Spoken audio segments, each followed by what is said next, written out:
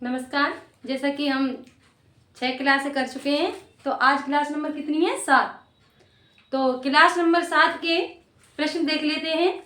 तो class number 7 का पहला प्रश्न क्या है? संविधान में कुल कितनी भाषाओं को मान्यता प्राप्त है? किसमें? संविधान में कुल कितनी भाषाओं को मान्यता प्राप्त है? तो इसका जो उत्तर आएगा वो क्या होगा?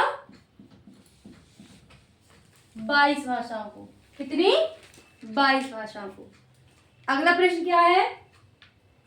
संविधान की 8वीं अनुसूची में पहले कितनी भाषाओं को मान्यता प्राप्त थी? कितनी भाषाओं को मान्यता प्राप्त थी? तो पहले कितनी भाषाएं थी इसमें? 14 भाषाएं थी। कितनी? 14।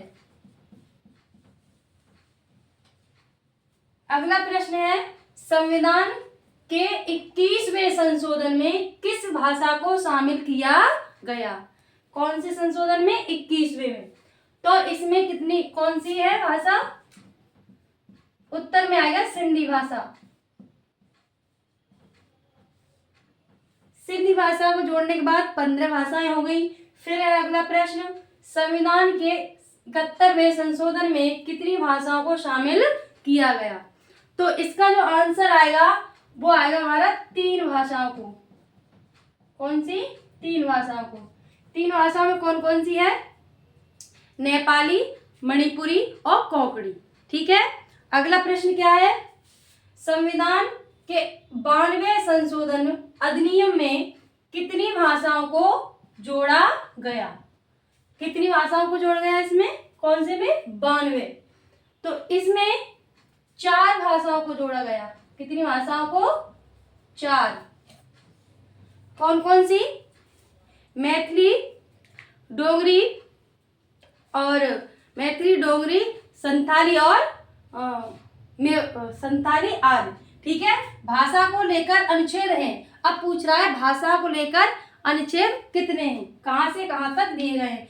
तो 343 से लेकर 351।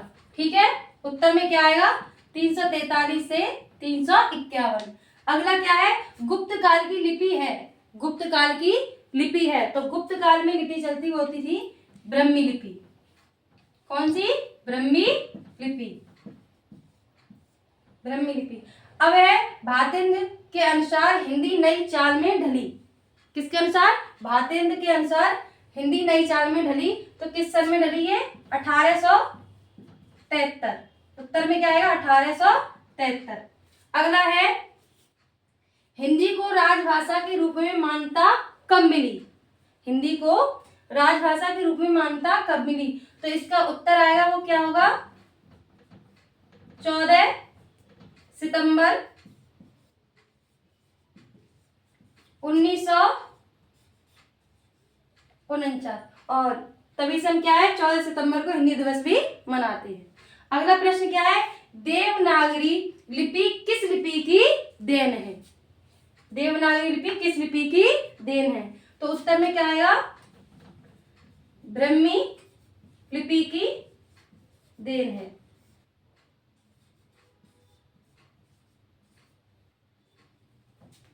ब्राह्मी लिपि की देन है।